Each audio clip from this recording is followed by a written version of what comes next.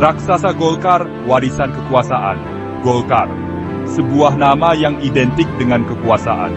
Partai ini telah menjadi simbol kekuatan politik di Indonesia, dengan sejarah yang panjang dan penuh warna.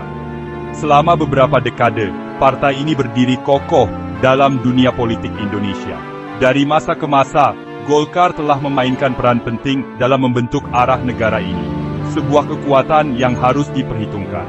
Dengan dukungan yang luas dan strategi yang cermat, Golkar telah berhasil mempertahankan posisinya di puncak kekuasaan. Lahir dari sisa-sisa era Soekarno, Golkar menjadi kendaraan politik Orde Baru. Di bawah kepemimpinan Soeharto, partai ini tumbuh dan berkembang menjadi kekuatan dominan. Golkar lebih dari sekadar partai. Golkar adalah sebuah sistem. Sistem yang terstruktur dengan baik, dengan jaringan yang menjangkau seluruh pelosok negeri. Jaringan patronase yang rumit, terjalin erat dalam sendi-sendi masyarakat Indonesia. Pengaruh Golkar begitu luas, menjangkau setiap sudut Nusantara. Dari pejabat tinggi hingga masyarakat biasa, pengaruh Golkar terasa di mana-mana. Dari hiruk-pikuk kota hingga pelosok desa, kehadiran Golkar sangat terasa. Partai ini telah menjadi bagian tak terpisahkan dari kehidupan politik dan sosial di Indonesia. Anggotanya memegang posisi kunci di pemerintahan, militer, bahkan di lapisan atas masyarakat. Mereka adalah penggerak utama dalam berbagai kebijakan dan keputusan penting. Selama bertahun-tahun, Golkar tampak tak terkalahkan. Dengan dukungan yang kuat dan strategi yang matang, partai ini selalu berhasil mengatasi berbagai tantangan. Golkar mampu melewati badai yang akan menghancurkan partai-partai lain. Dalam situasi yang paling sulit sekalipun, Golkar selalu menemukan cara untuk bertahan dan bangkit kembali. Tapi raksasa yang paling kuat pun bisa jatuh. Angin perubahan sedang berhembus. Tantangan baru muncul, dan Golkar harus beradaptasi atau menghadapi risiko kehilangan kekuasaannya. Golkar sedang menghadapi krisis yang belum pernah terjadi sebelumnya. Krisis ini menguji kekuatan dan ketahanan partai ini. Serangkaian kekalahan telah mengguncang partai ini hingga ke intinya. Kekalahan ini bukan hanya soal kehilangan kursi, tetapi juga soal kehilangan kepercayaan dan dukungan dari masyarakat. Dari jantung Jawa hingga pantai Sumatera yang jauh, cengkeraman Golkar pada kekuasaan semakin melemah. Dukungan yang dulu begitu kuat kini mulai pudar. Pertanyaannya adalah, dapatkah Golkar bangkit kembali? Mampukah partai ini menemukan kembali kekuatannya dan meraih kembali dukungan yang hilang? Ataukah ini adalah awal dari akhir bagi Golkar yang dulu perkasa?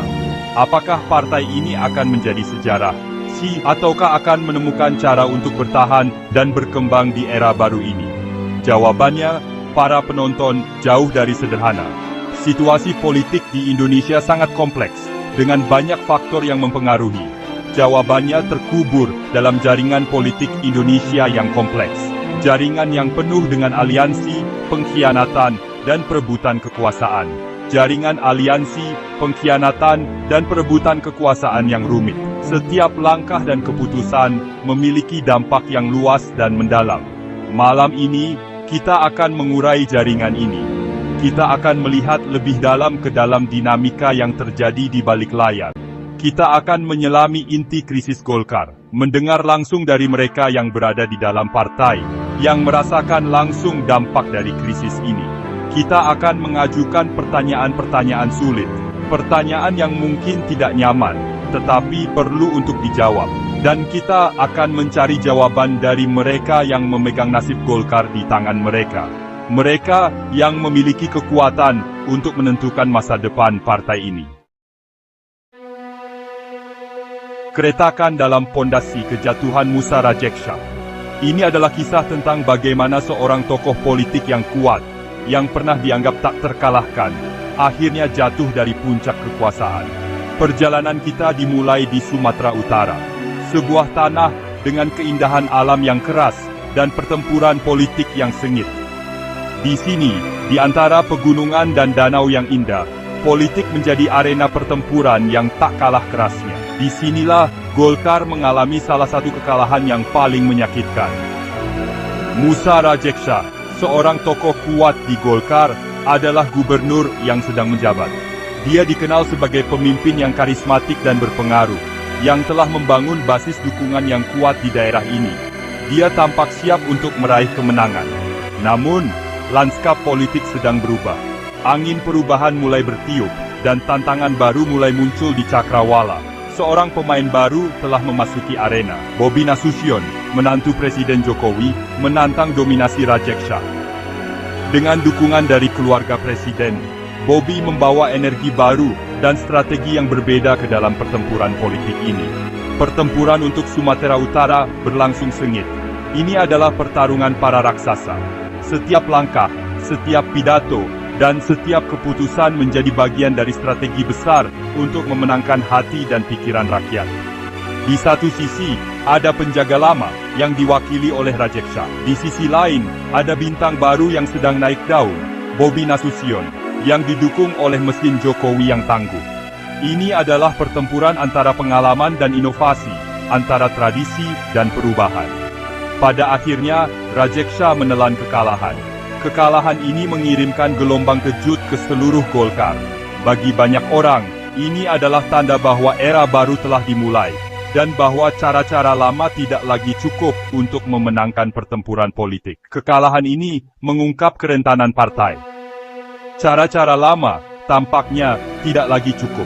Golkar harus beradaptasi dengan perubahan zaman, atau menghadapi risiko kehilangan relevansi di panggung politik Indonesia.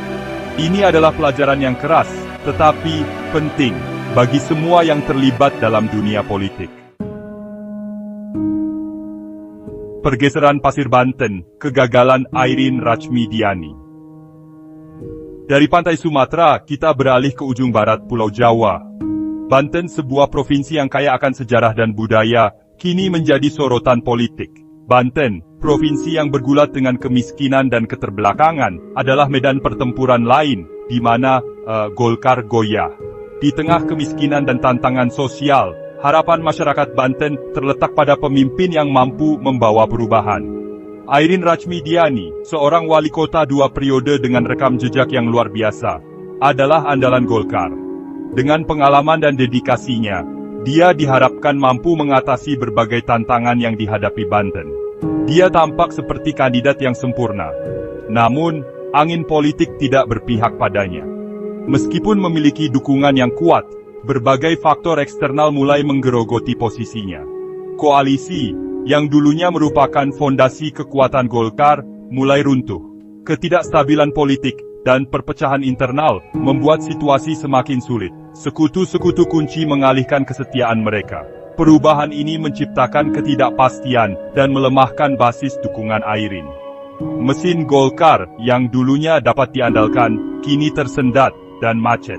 Strategi yang tidak efektif dan kurangnya koordinasi memperburuk keadaan. Airin berjuang dengan gagah berani, tetapi itu tidaklah cukup. Meskipun berusaha keras, tantangan yang dihadapinya terlalu besar untuk diatasi sendirian.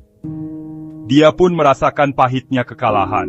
Kekalahan ini bukan hanya kegagalan pribadi, tetapi juga cerminan dari masalah yang lebih besar dalam partai. Kekalahan di Banten semakin memperlihatkan retakan dalam bangunan Golkar.